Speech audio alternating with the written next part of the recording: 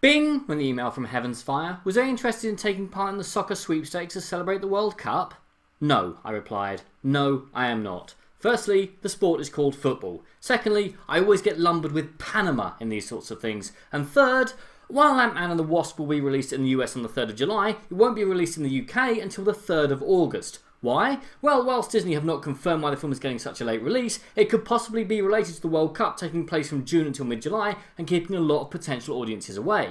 Alternatively, the delay could be drawn from the fact that Disney's other big superhero release this summer, the long-awaited Pixar sequel Incredibles 2, is only released in the UK in mid-July, leading the House of Mouse to try and give audiences more time to see it before unleashing their next assault on the multiplexes. But wouldn't that Incredibles dash be the same in the US anyway? Well, actually, there is already a big delay between the US and UK releases of The Incredibles 2. Pixar is one of the only studios that still releases in the US a lot earlier than the UK, and The Incredibles 2 is out on 2nd June there. It's possible this has created a domino effect where Ant-Man had to be shifted to best maximise the two films. The Incredibles probably also gets priority as Ant-Man and the Wasp isn't exactly the biggest of Marvel's franchises. Pun very much intended. And so a humbug on your sweepstakes. Besides, I'm still digesting the news that a new study from the USC Annenberg School for Communication and Journalism, part of the USC Annenberg Inclusion Initiative, has concluded that film reviewers and critics are predominantly white and male. In a report entitled Critics' Choice, academics analysed the gender and ethnicity of writers whose reviews were included on the Rotten Tomatoes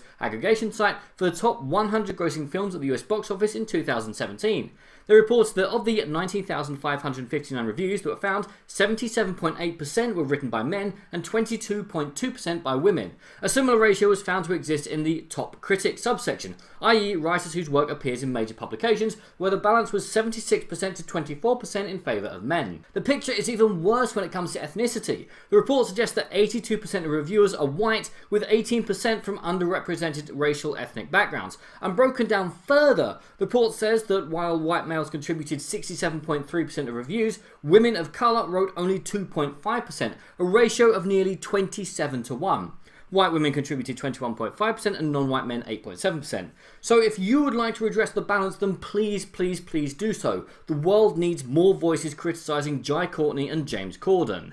But please don't take it too far. Social media is a double-edged sword. With two Star Wars actors, Daisy Ridley and Kelly Marie Tran, who was forced to erase every picture from her Instagram account after being targeted by trolls, suffering extreme abuse. Hell, the directors of Infinity War have received death threats after failing to include Hawkeye, and Molly Bobby Brown, 11 in Stranger Things, was the subject of homophobic memes on Twitter. Users added quotes onto her selfies and photoshopped her into memes to make it appear that she was spreading anti-gay messages. At time of recording, it's not known whether the deactivating of her account is related to the online trolling. Brown is a public supporter of GLAAD's Together movement and has previously voiced support for Parkland shooting survivors. The reason behind the memes remains unclear, though several Twitter users have claimed they originated as an inside joke for LGBT tweeters. And just this week, a Labour MP revealed that she received 600 rape threats in one evening.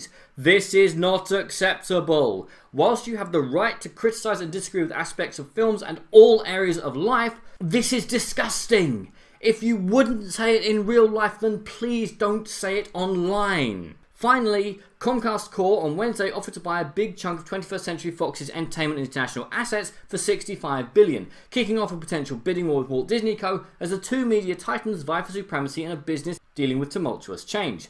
Comcast's CMCSA 2.75% all-cash bid offers a premium of about 19% to Disney's all-stock $52.4 billion offer, Comcast said. Representatives from Fox and Disney were unavailable for immediate comment.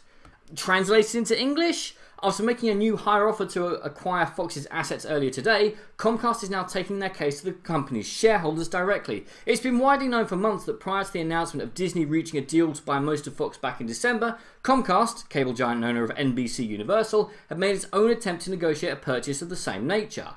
Yet Disney ended up emerging victorious, despite Comcast making a higher value bid at the time, or so most thought. The Disney-Fox acquisition still has to clear several hurdles before officially becoming reality, including surviving a vote among Fox's shareholders, currently set to take place on July 10th. After that, Disney and Fox would still have to hope that the US government ultimately approves of the sale plan, although that now looks a lot more likely after yesterday's government approval of the gigantic merger between AT&T and Time Warner. Now that Comcast has jumped back into the mix with its own huge $65 billion all-cash bid, there is some doubt that the July 10 vote will even take place as scheduled. In a follow-up to today's earlier report that Comcast's counter-offer was now on the table, Deadline reports that Comcast isn't just sitting back and hoping for its favoured outcome. The company addressed a 43-page document filed today with the SEC straight to Fox shareholders, urging them to reject Disney's $52.4 billion all-stock offer and make it clear that accepting Comcast's proposal is the smarter move for Fox to make. If the July 10 vote still happens, something Fox said earlier today that they aren't totally sure about, and shareholders vote against selling to Disney, that would indeed send a message that Comcast is their preferred option. A large portion of Fox's assets, including its movie and TV studios, cable entertainment networks, and stake in Hulu, is clearly getting sold to somebody when things are all said and done. And it's hard to imagine a third player coming along at this stage capable of matching the buying power of titans like Comcast and Disney. Now, for fans, the biggest point of interest in this entire deal remains the prospect of Fox's Marvel character rights transferring to Disney, enabling a legion of X-Men and Fantastic Four related characters to join the Marvel Studios lineup. The idea of that happening quite understandably excites fans who dream of seeing Spider-Man interact with Deadpool or Iron Man chat with Professor X on the big screen. Whenever the prospect of Comcast snatching Fox out from under Disney is broached online, it never fails that somebody comes along to remind fans of the popular notion that Fox's rights to Marvel properties aren't transferable. This would mean that no matter who buys Fox, the screen rights to Reed Richards, Wolverine, etc. will revert back to Marvel. However, this belief, despite its widespread circulation, isn't actually backed up by facts. For now, nobody but Marvel and Fox know the details of their agreement, and the chance of those details being made public are slim. If Comcast wins this battle, Marvel fans may really have to face a world where the X-Men can never join the MCU, and that would be a sad ending indeed.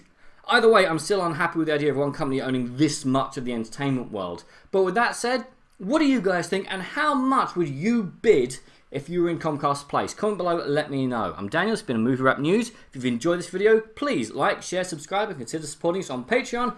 And I'll see you guys next week. I've got to go and learn exactly where the hell Panama is anyway.